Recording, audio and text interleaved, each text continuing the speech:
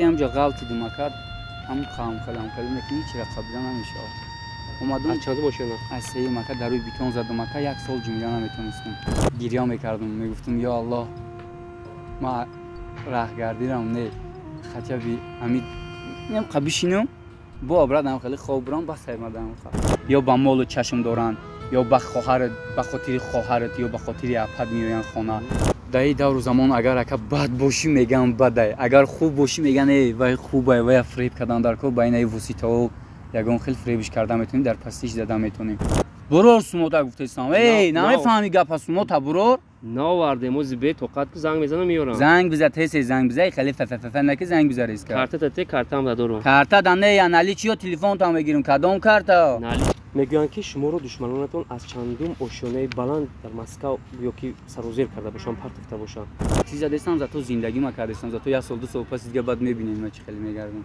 ارزوی شما در اینترنت خود رو شرمنده کردن بود یا به قول میگم من نمیدونم تو چی فکر میکنی اسمم با مهنت حلال گرفتگی بودم اسم در نظر تو کم کی باشه در نظر ما کلون 10,000 سومون در یک روز اگر ای همین بیا و ماکا با او خاطر نمیخوام زنگ گرفته که یک بسیار جوانای خودمون کزن میگیرن دو ماه زندگی میکنن میرن روسیه شخصانی که برای گرانیسا گذاشتن گرانیسا بوارینوک میگفت مرحمت اکای بخه که طول چندین سال رکلامش میکنیم تو این روزا یگان شکایت شدگی نیست هر ویدیو پس اچوتی که مردم میره و میاد در کانال میروپرو در ویدیو گذاشته میشود مرحمت رقمو در روی اکران زنگ بزنین اکای بخرانو میروپرو سلام رسونین حتما با شما اسکیت که کرده میشود ماشینش ماشینای کامفورت نیست زمانویه یک سلامی گرم نیساری شما تماشابینی همیشه فعال کانال میروپرو اینک با فرصتی مناسب باز دیده به دیدار رسید مهمان نشر برنامه دیگری ما هستند یک جوانی در واقع با استعداد اونه که امروز مهمانی برنامه چهره اینستاگرام گشت البته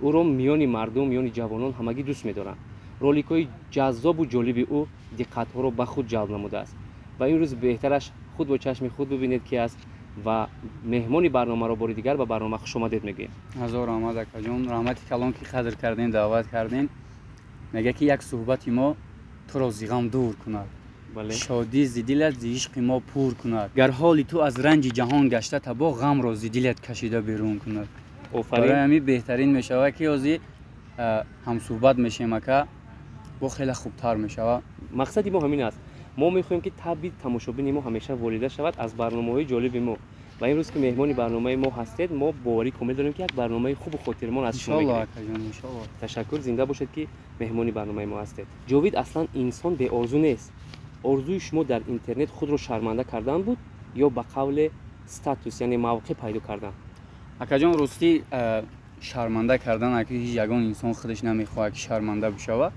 موقع پیدا کردن بود و خواستی الله موقعمون هم پیدا کردیم حتی زیادتر شد اوی که خودمون میخواستیم او را زیادتر شد عین حال آرزو عملیش دیگه و یک آرزوی دیگر مونده که پنهانی میگن که سیکرت میگن هم خیلیه ان شاء الله که ایشان به نزدیکی میشه چی آرزو باشد که سیکرت اویلادور میشه نه یک اویلادور اولی نه یک آرزو مامی که با مادر ما یک خونه باید بخرم خودم خونه داریم شکر الله داریم اما باز میخوام که یک تا خودم بخوام خیلی بخرم بعد بیام پیش جان بگمش که بچا جان یک کلین دیافتم بیا بریم امروز خواستگاری بکنیم خونه شون بریم قچون گپ زنیم بعد اون چهره مادر دارم چند باید سیانکه کنم دا چی میشه اون میشه خلاصا مجبوری لباسش میپوشونم میگیریمش میرم دایمرا فقط میگمش که دخترک خوبه خیلی خیلی وقتی که در خانه میدورمش همین در هوی میکنم وجه تمام دوست و رفیقایی که دارم همش دستاشون دستای گله بعد درستی پیشوازش میگیرن بعد کلیتو رو میبرم میگم بچا جان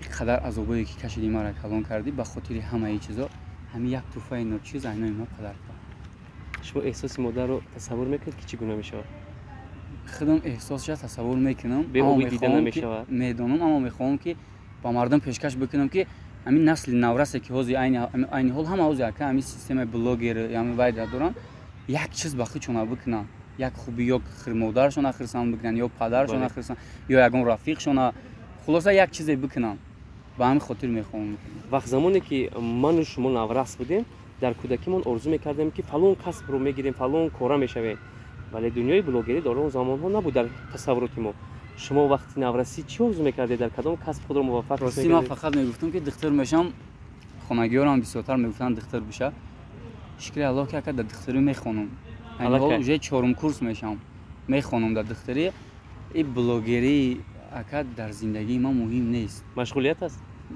تنها یکی امی زندگی ما یک فویز شد امی بلاگری تشکیل میده که ما اگر ای 24 ساعتم یک ساعت یا نیم ساعت ما در بلاگری صرف میکنم حالت بیکاریت. اکا برای که اگر 10,000 سومن هم در یک روز اگر ای همی بیام ما اکا برکت نیست اکا برکت اکا مهنت حلال وقتی که مهنت حلال کی کردی اکا الله برکتش ده چندان میگردونه بازی بسات مگر برو مهنت حلال باشه اکا تمام چیزا میخری به خونه تمی بری با این سوم بلاگری که هست اگر 3000 دام خرید بکنی هیچ میشه اکا یک مردک هست اکا جون کار میکرده بعد میآیند میگنش که سومی کار تا ما بگی زیادیش میکنن میگم ما در سومی زیاد دادیم ما در سومی زیاد در کار نیست ما در میگم اون مهنتی که خدمت کردم همون سوما بوده میگه سومی کاری خدمت هم خمیگه بگی نمیگیره اکا میگه سومی خدمت بوده بعد سوم شامه گیره سومی خچامه گیره و میروه دور زمان اکا همه کارونسای خیلی مغازینه که از خدمت میره میخریم خیلی نبوده دیگه شهر دیگه دولت‌ها میآوردن بور میرفتن کارونسای رو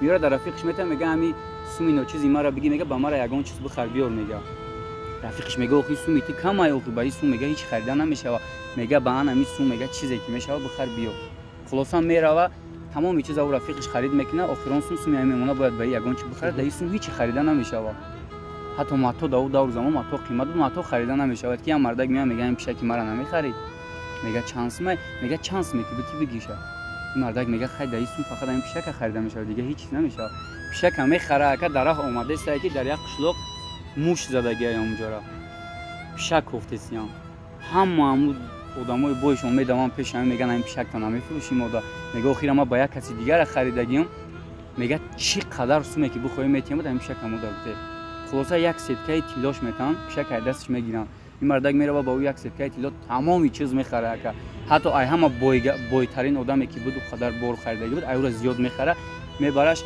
وقتی که مردک فریاد میکنن میگن بیا برو تا بگی میام میگیره میپرسش میگه که حتی رحمت ما گفته سه که خبری زیاد میگه برادر میگه تیا برو نمیپرسی که قدر سوما تا اگه گفتی قد چیز با ما خریدی میگه من نمیدونم تو چی فکر میکنی اسم ما با مهنت حلال گرفتگی بودم اسم در نظری تو کم کی باشه در نظر ما کلان مهنت حلال کی کردگی بودم من میدونستم که با اسم یک غلط چیز میشه و با همون خاطر میگم بهترین عجب خندی حکمت آمیز در واقع با گفته‌های جاوید مناسب اومد و سوال دیگر چنین است جاوید سیاه میگویند پس آواز شماست یعنی که از وجهی سخنهای شماست از طریق تصدیق میکنن که همون جاوید سیاه شمایه گروه دیگر باشن این رو رد میکنن ای من خشمم ای دگی جایم زنیم هیچیم نگین که ایزو میکشیم چون اخی حکم بود از هنگری تیستم آشکارا سر این موضوع حرف زنید در واقع همون جاوید سیاه شمایه بله اکا راستی 2014 15 بود وقت بلاگرها نبودن اکا ما دمی سوهاده بودیم بلاگری میکردیم اما لیتسو من نشان نمیدادم رو من نشان نمیدادم فقط روم محکم بود فقط آوازم بود پاپولار نبود که هم جدا بود یک ویدیو هم ویدیو را خدمت میکردم اکا البته استعداد نباشد این کارو نمیشه چخیل شما این را پریدومت میکردید مقصد راستی اکا یک روز کارتوشکا قیمت چیدگی بود تو 15 سوم خستگی بود بعد یکی همین ما بلاگری میکردم که در یوتیوب میکردم کینو از اوچکا میکردم کینو را باز کینوی ترکی را با زبان تاجیکی میکردم بعد راستی همون را دیدم که خیلی قبدگی نشه همون سیاه دادرن همون ماشین ملیسود وایش کردیم و همون دگیرزن دوباره کارتوشکا کردم تیپا کارتوشکا دیزیدگی ایسوس همون خیلی پاپولار نشید شکری خدا با همین مردم روز میدونن که در واقع همون انسان شما بله اکا بسیارش میدونه بسیارش نمیدونه حتی اکا روزایش دیگه که در تاکسی شتگیم میگه که هم ویدیو ما تماشا دارم میگم اکا امی که میگه یا سیاه اگه نه رو من نشون دادگیم موجه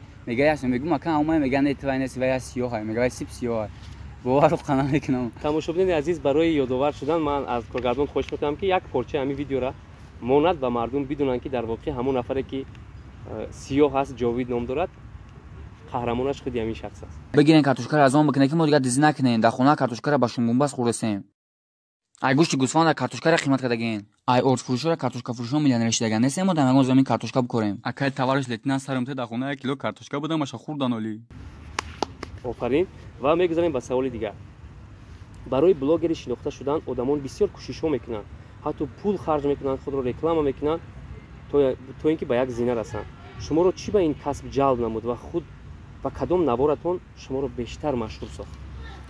рости акаҷон, ака ҳар як аз гуфтум ку орзу дора. Хай блогерӣ орзумон буд. Баъд дар охир пушаймон шидем айшиданмо. барои чӣ? барое ки акаҷон таҳдид кардан? не таҳдид не ака дар ин ин чиз ҳамин системаи блогерӣ ака ҳама фанду фребу дуруғу инами як кас бадбинид мекунад ва ҳамаш ҳам хеле чизае ака. бале ҳамин сабаб ака ма дар худам бо мегӯм блогериро якум ҷо намедонам. ман мехоҳам ягон ҷо кор бикунам. ман ҳатто рӯзаеш мешид ака ки қадар популярни будам даврои пешда бисёртар знамнития недам будам. ҳамон хелам ака кор мекардам, стройка кор мекардам. ина ҳозирам ака инам чанд қадаре ки агар популярнирам бошам иншоалло ки бо ба наздики мошин гирифтаним такси кор мекунам ака. яъне шумо ор намекунед? не ака ма дар вообще блогерӣ вай нест ака. аки хеле мешавад ки мегӯянд ё блогера би такси задеста. такси задестам зато зиндагима кардестам. зато як сол ду сол пас дига баъд мебинем ма чӣ хеле мегардам. бародаро апа ва хоҳаро ба шахсоне ки авиакаса дар кори билетҳои бениҳоят арзон ба тамоми ҷаҳон ин ҳам як рақами ватсапамон дагим ҳамин ватсап дар бинависем ба ки ҷое ки сафар дорен чандин точкаҳо филиали хичо дар Москва ҳастай нисбат ба дигар авиакасаҳо нархшон фарқ мекунад арзонай инсони худотарсай бе фреб бе ягон чиз айноми меҳроб гап занед ҳатман бо скидка дорад. ҳазор раҳмат. дар ҷавоб чӣ мегӯед вақте дар рӯи шумо мегӯянд ки ана блогера? ман мегӯям блогер нестам. мара бисёре мепурсанд мегӯянд блогер мегӯяд биё қатъи даст сурат. ман блогер нестам ака. ман ранги то одамам бишни одамам ду даст дорам ду по дорам гӯш дорам. блогер бо блогер шудим ягон мақоми баланд дорам. бале ва саволи дигар чунин аст. мегӯянд ки шуморо душманонатон аз чандум ошёнаи баланд дар Москав гӯё ки сарозер карда бошанд партофта бошанд. сари ҳамин мавзӯъ мехоҳам қисса кунед. як дӯсти наздикатон гуфт вале хубтар намедонам ки ин чӣ сабаб буд? сабабаш амали дасти кӣ буд? дасти ҳеҷ кана буд. рости дар ғарибӣ ман бисёр мерам ғарибӣ. модару падарам дар ҳамон ҷо ҳастанд. бисёр мерам хабаршон мегирам меом. рости як рӯз сиёнка доштам видеои ғарибӣ. дар бораи ғарибӣ бояд сиёнка мекардам. дар сеюми ошона будам. ҳамон лаби треза дар буро мардум бояд сиёнкаро мекардам. одамо кор мекунанд ку дар баландиҳо. ҳам хеле буромам ки почам ғалдам хеле ғеҷи дагака ҳангоми видео сиёнка кардам. ма буромадам тайёрӣ дидестам бояд ма буром биқапам кор бикунам баъд мара сиёнка бикунам. ки ҳамҷо ғалти думака ҳам хелам хеле мекунӣ чира қабила намешавад. омадам аз чандум ошёна? аз сеюм ака дар рӯи битон задам ака як сол ҷумида наметонистам. дар кома 3 рӯз хоб будам қариб ҷумида наметонистам. ба сар омадед ки баъд аз я пара задагина ин параи ман ака ҳама шикастаги ма 26 та наметонам ака то ҳозира. ягон як соат ним соат бурем камтар шудем бо мехезум бо раҳ мегардим камтар чанд сол шава гуфта як сол ҷумида наметонистам. фақат ба пушт хоб будам амихел.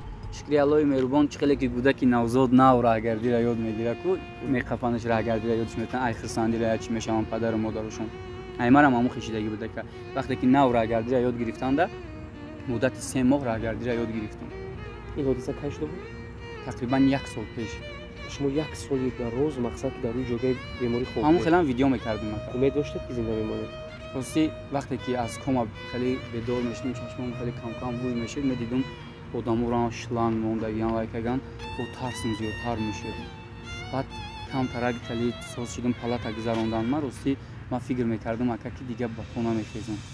ҷояш омадаги ака ки гирья мекардам мегуфтам ё аллоҳ ма раҳгардирам не хотя би ҳамид немқа бишинам бо обрадам хеле хоб бурам бас аймадам ха нахезам раҳ нагардам умуман ҳамид айҷон камтарагам хе бихезам бишинам бо обрадам хоб бурам ҳама қа чиз аллоҳ меҳрубон ака унаму қадар азобе ки кашидам ака шукри аллоҳи меҳрубон оз бо раҳ мегардам.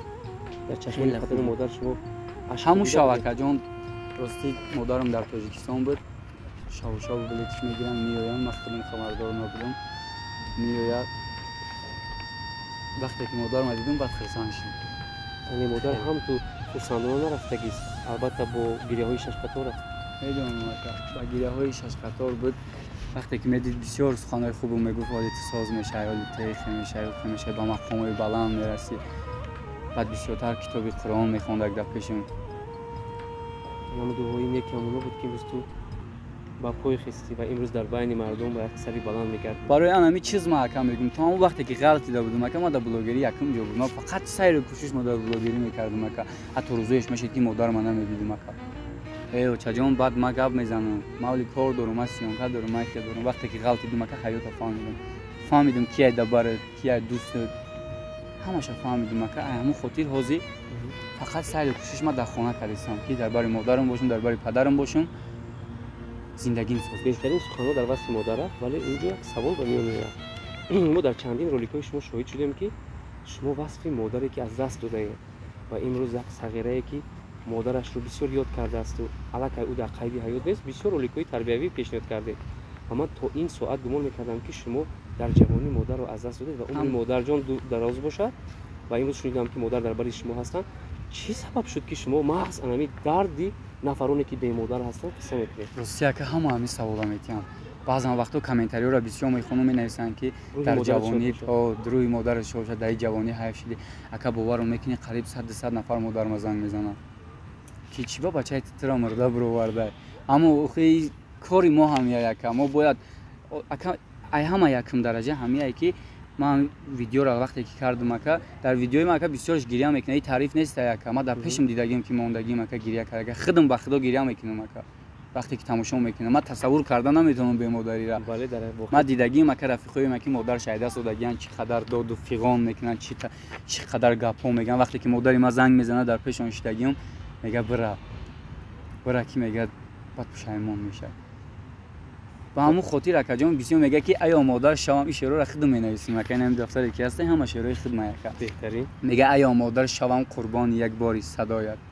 فدا سازم همه هستی خود را من برایت هر آن دم که با مشکل میزدم من مرا یاور بشد یک کف دعایت با یک تار موی سرت هرگز نارزد اگر گنج جهان را بریزم پیش پایت بهترین احسن میگیم و اینجا شرط میگذاریم با شما نقش میبازیم شما راهزن من بچه غریبی در سفر با زوری پولهای من رو میگیرید و حتی تهدید نموده کار کنید که از اودش برایید نقش بازی کنیم ولی شما یک خولیگانی همون باغ هستید و من یک غریبی که راه رو نمیدونم چند سن داری دکستر اکا جون من نه و تاجیکستان اومدم پول ندارم ما رنگی خودت بودیم هر روز می اومدیم همینجا دامه گشتیم دکستر چند سن داری گفتم من فرادم جدا ساز بگردیم خیلی اکا فکر میکنم که تاجیک هستی تو چه تاجیکی خودت قدر در ملکی غریبی خب که گفتیسن چند سن داری دکستر سوم تبرو را اکستر یا با چانس میگی دارم بگیرم خیلی رئیس سر بونا تاجیکستان را با من قطع کار دارم برو سومو تا گفتیسن ای نمیفهمی گپ سومو تا برو ناورده موز به توقت زنگ میزنم میارم زنگ بزن تیس زنگ بزن خیلی فففف نکه زنگ بزن ریسک کارت ته کارتام دارم کارت دنده یا نالی چیو تلفن تا میگیرم کدوم کارت نالیچ کنه دارم زبر بانک ته بگذارم خیلی وای من نکن توجیک نام داری ای بنا میدونی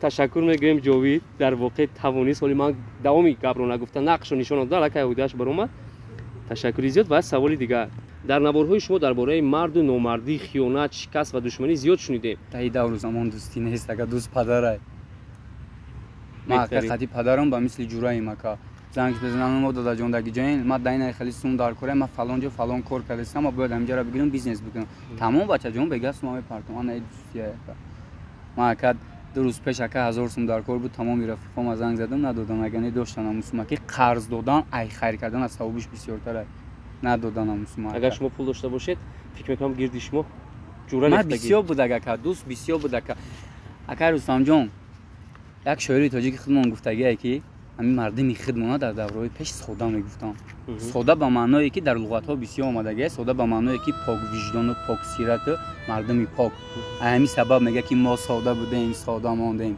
دروازه خود کشاده ماندیم داده خری خود به هر گدای در راه مراد پیاده ماندیم من میگم اکا جان که تکیه بر دیوار کردم بر پشتم خاک میشه دوستی با هر کی کردم عاقبت قلبم شکست در همین سبب که من دوستی را نمیبینم در همین دور زمان دوستی نیست یا با مال و چشم دارن یا با خواهرت به خاطر خواهرت یا به خاطر اپد میآیند خانه یا با یگان کیسه در چشم داره یا با ماشینت برای ماشینت در برتن منفیت میبینم منفیت هم میبینن که میگن این دوستی نیست دوستی این نیست تشکر بهترین و در این جوانی نه هر انسان درک میکند این موضوع رو و ببینید که الکی در عمر جوانی خود پای بوده است که دوست که است دشمن که است. خلاصه همین گونه احسن میگوییم با سواد و با دانشش. سوال دیگر جاوید صاحبی چی های در زندگی؟ صاحبی همه چی میشه شکر خدا. یکم درجه یکم در زندگیم سلامتی ما میدونم که سلامتی در زندگی در هر یک آدم نقشی کلان میبازد. بعد دیگه مکه بویگری دستم نیست. این از مرا سوال بتیم ماشین داری میگم الحمدلله دارم. سوالم بتی بگوی خانه داری میگم الحمدلله دارم. وقتی سوالم بتی پول داری میگم ندارم. بعد میپرسی که چرا که خانه داشته ماشین داشته پول نداشته. بعد میگم که یکم در زندگیم پول رول بازی نمیکنه. بویگری ما پدر مای، بویگری ما مادر مای، بویگری ما سلامتی ما یکه. وقتی این چیزا باشه که تمام این چیزا در زندگی یافت کردن میتونی که. سوما آخه چیکارش میکنی که وقتی پدر و مادرت نباشه یا که سلامتی نداشته باشی؟ حیوانات رو دوست می‌داره؟ بله یکه. چی نوع حیوانات؟ سگ رو یکه. بازی حیران میشه یکه میگی برای چی سگه؟ حیران میشیم بله.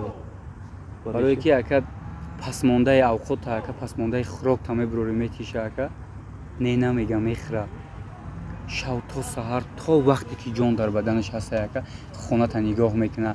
یگان کس نمیمونه که به نزد فرزند نزدیک شوه یگان آدمی بیگانه را یا به نزد مادر یا با یگان چیزی دیگه تا سحر یکه خواب نمیکنه خونه ایت را نگاه میکنه که دز نداره یکه. دوستای حضورمون اگر یکه بگیم در اون پارا پرشکی میفروشن بیا بخریم. اچا تو ما را هم پرشکی میبری و بیا یگان جای ساز بریم. آقا مزه پرشکی داشته باشیم. اگر اکا بگیری رستورانی پیش هم بریش اکا بویل پیشتت حرف میزنن اکا با یگان روزی که اگر هزار خوبی رام بکنی یک بدی بکنی میگه وای نمیشه وای نه دوجا فلان کار کردگی بود. همین سبب اکا سگ بهترین دوستی آدمه. سگ دوست می‌دارم و در ایام مکتبی لقب شما چی بود؟ بسیاری کابوتو میگفتن. چشمم سوزه با اون خاطر کابوتو میگفتن. دخترها بسیار نزدیک میشدن کلانو میدان کلانو دوست داری میکردن. بعد بسیارتر جاویدی کراسافچیک میگفتن. هم خیلی بود. در این هم بلاگری هم خیلی میگفتن. اول جاویدی سیاه نبودم که جاویدی کراسافچیک بودم. خودم هم خیلی میگفتم فقط.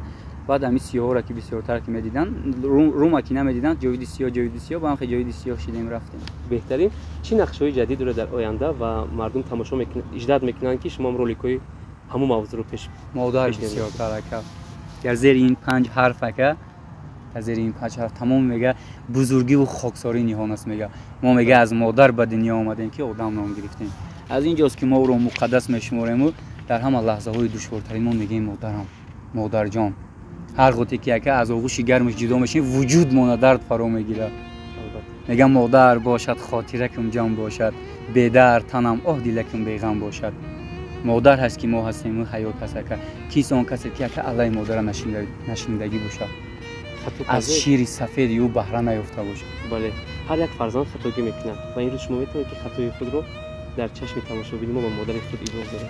خطاگی یک بار کردگی مکه در کودکی مکه که یک بار حقارت کردگی بودم همین دهانم زدگی بودم خیلی ولی تماشا میکنن ان شاء الله همین دهانم زدگی بودم خیلی شپلاقتی بود نمیدونم چه خیلی زدگی بود ای همونجا تو زیر دیگر حقارت که در دهن من نیست. و مادر یگان رحمت نامه میگی؟ بله یکا مرحبا ما یکا هزاران رحمت باشه جان برای مرا بزرگ کردنت برای که شبها خواب نکردی که ما خواب برم همراهم خندیدی که بخندم همراهم گریه کردی که وقتی که گریه کردم همراهم گریه کردی. یک قصه یکا جان یک روز یک پسرک میگه که طرف مادرش میگه که مادر میگه من تو باید برم میگه در خانه پیران سالان بمانم. مادرش میگه چرا پسرم؟ میگه آخه تو بیماری آلزایمر داری. مادرش میگه ای چی بیماریه پسرم؟ میگه بیماری یعنی بیماریه که فراموش خاطر فراموش میکنی همه چی را فراموش میکنی. بعد مادرش میگه که با فکرم میگه این بیماری خودت داری پسر جان. بچه‌ش میگه چی خیر؟ میگه از یاد رفت که میگه شب‌هایی که میگه خواب نبودی همراهت بیدار بودم میگه. خندیدی همراهت خندیدم گریه کردی همراهت گریه کردم میگه. قامتی ما میگه خم گشت که قامتی تو راست و استوار باشه. افسوس میگه که همه ای چیزا رو یادت برآورده. بچه‌ش به نهایت زیق میشه و میگه بخشش آچه جان. مادرش میگه برای چی بخشش پسرم؟ بچه‌ش میگه که برای حرفای زدگیم. مادرش میگه کدام حرفا پسرم؟ من کو هیچ را در یاد ندارم. در همین حالت هم مادر ягон чизиш намегам. ولی فرزندش رو حمایت حمایه میکنم. میکنم. تشکر میگیم زنده باشید. و جاوید در اصل از کدام کاری خود ناراضیید؟ یعنی از کدام خاراکتری خود ناراضی هستید و کدام خاراکتری خود رو بد میبینید؟ در همین دور زمان که از خوب بودن از خوب بودن؟ از خوب بودن و ناراضیم اکا. برای که در این دور زمان اگر اکا بد باشی میگن بده، اگر خوب باشی میگن ای وای خوبه وای فریب کردن در کو بین ای وسیطه و یگان خیلی فریبش کرده میتونیم در پستیش داده میتونیم.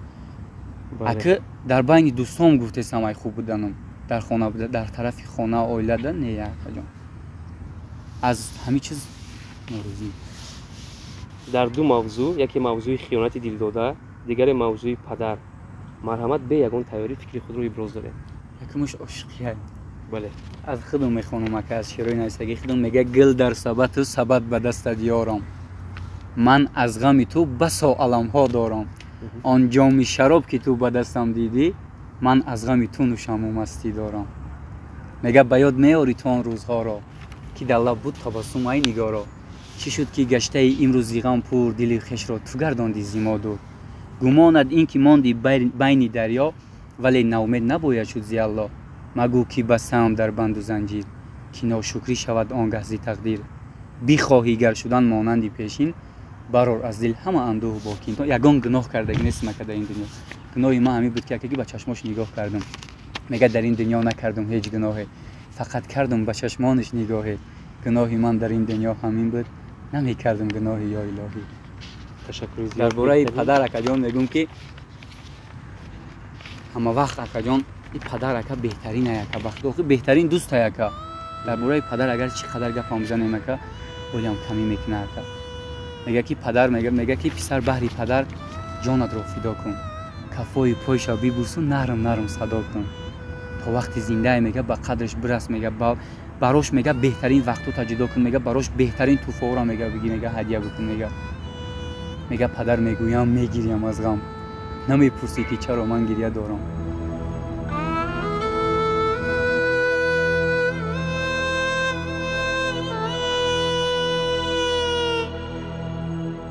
درباره پدر اکا دیگه نمیتونم. تشکر زیاد بهترین. و امروز توانستند با چند مثال شعر خود محبتی فرزندی خود رو با پدر خود ابراز دارن. ما احسن میگیم که کلمشون هم وقت سبز بشد. در واقع با وجود بلاگر بودن، دکتر بودن، این کس توانستند که شاعری موفق نیز باشند. و امروز ما با ایجاد و با استعداد این نفر احسن میگیم و دست بالا نمودیم که در حقیقت یک بچه با استعداد و با سواد است. تشکر زیاد و ما اطمینان کامل داریم که شما به همه هدف و مقصدهای خود رسیده ان شاء با بختی ارزنده نیز خوشبخت میشوید. این بود برنامه چهره اینستاگرام. مهمانی برنامه ما بودن جاویدی که توانست در اینترنت همه را به حیرت آورد. و در آخر پیغام آخر شما رو شنیدن میخوایم. پیغام آخرانی ما اکا جان همیه که یک شعرتون میگم، میگه دنیا به کس بگوید همه وقت، آدم به مثالی برگ و من مثل درخت. عمری او چو فصل باشد از من چو بسال، پس شکر به نعمت کنو هرگز منو. همه وقت شکرانه بکنین صاحب همه چی میشین. تشکر زیاد. تن صحت، خاطر جمع و موفق و سربلند باشید تماشاگران عزیز.